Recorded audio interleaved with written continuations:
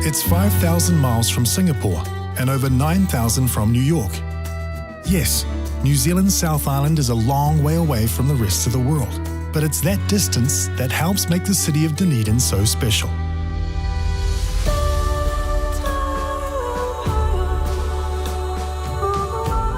Distance and the promise of new beginnings is what drew 2 shiploads of Scottish settlers to the South Island's Otago region in 1848.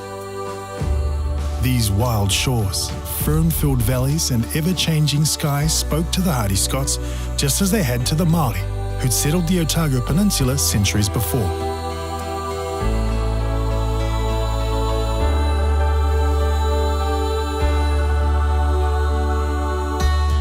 The industrious Scots made their mark all over New Zealand, but nowhere is the Caledonian spirit more alive than in Dunedin.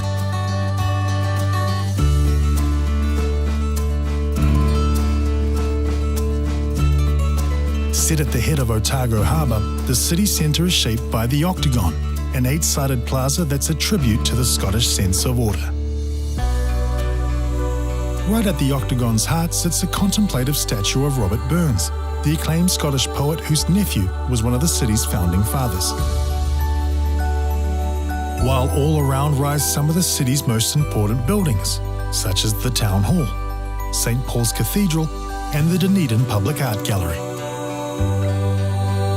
From here, Dunedin spills out in all its bluestone beauty.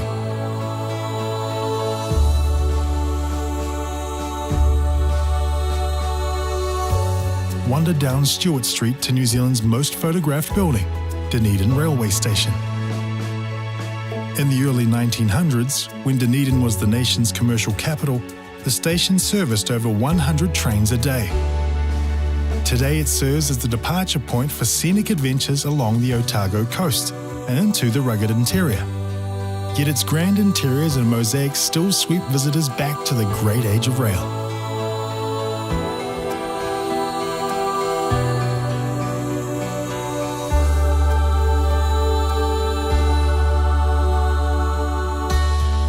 Just up the tracks, venture back even further at the Toi Tu Otago Settlers Museum.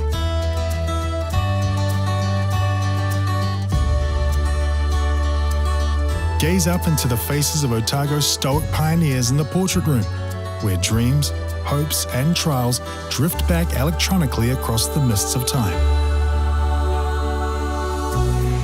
Just behind the museum, the Dunedin Chinese Garden quietly celebrates the contribution Chinese settlers have made to the region, particularly during the 1860s gold rush.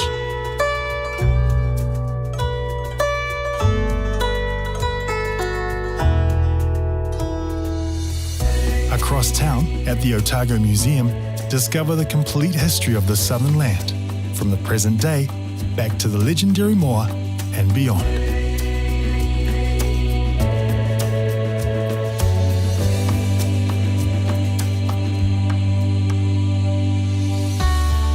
Just a short walk from the museum, step into Ulverston House, once the family home of a prosperous merchant and arts patron. Filled with exotic arts and antiques, as well as everyday objects, this 35-room Edwardian time capsule is a fascinating window into Dunedin's glory days.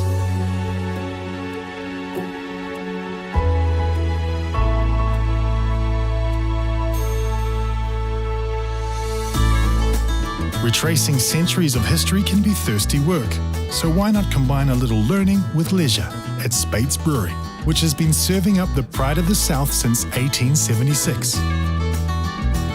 The brewery sits on top of a deep underground spring, so even if you don't fancy a cold one, you can still fill up on pure spring water for free.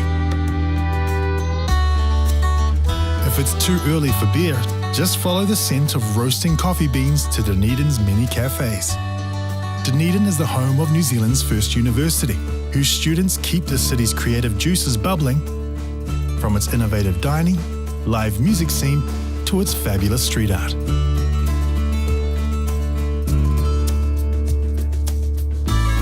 When it's time to walk off lunch, stretch your legs on Baldwin Street, which, according to the Guinness Book of Records, is the steepest in the world.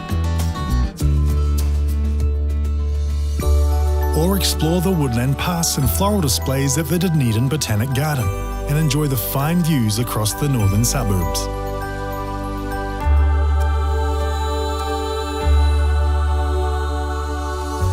Just a 10-minute drive south from the city centre is St Clair Beach, a popular summertime hangout for generations of Dunedinites, and for those crazy enough, the site of the annual midwinter plunge.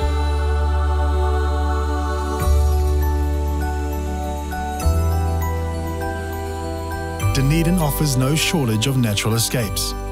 The wildest jewel in Dunedin's crown is the Otago Peninsula, which remarkably sits within the city limits. Rent a car or a push bike and follow the peninsula's coast road past the boat sheds and shacks of fishermen, charter boat operators, and rat race escapees. Head into the hills through forests and farms to New Zealand's only castle. Referred to by its creator simply as the camp, Lana Castle is anything but.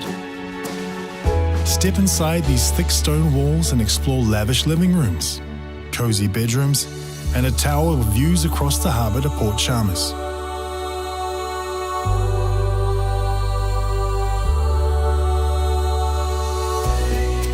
Further up the peninsula is another of Otago's most important buildings, the Otago Marae. Built on the site of an important Māori settlement, this meeting house is the hub of Ngāi Tahu cultural life.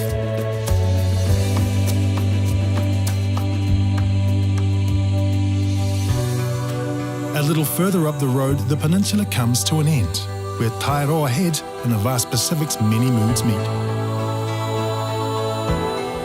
A century ago, lookouts at Fort Taiaroa scanned the horizon for hostile raiders. Today, visitors are on the lookout for something far more delightful, the Otago Sea Life. Taiaroa Head is home to the world's only mainland albatross breeding colony.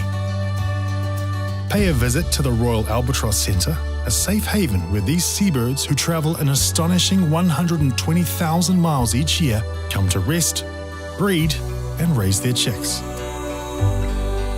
While you're here, sit back and watch the resident southern fur seals glide by between their long snoozes in the sunshine.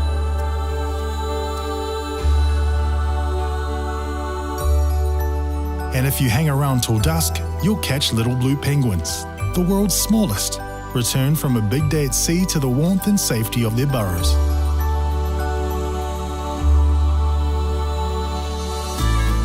Once the sea spray and mists of the Otago Peninsula have whet your appetite for adventure, it's time to hit the road again.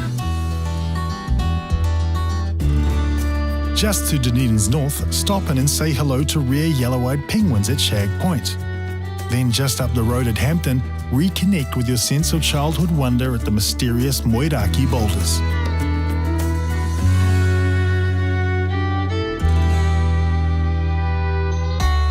At the historic farming and port town of Oamaru, Victorian warehouses and stores have become places where imaginations run free, earning the town the title of the steampunk capital of the world.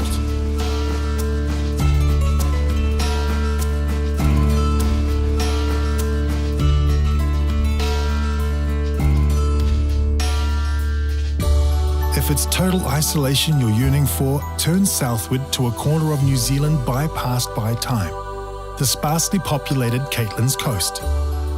Explore Mother Nature's ancient forests and let her watery vales enchant you at Purako Nui Falls.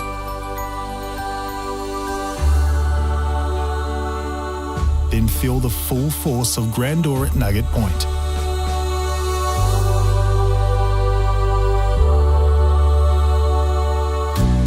To the west, central Otago beckons, from its historic gold towns all the way to Queenstown's lakes and the Remarkables.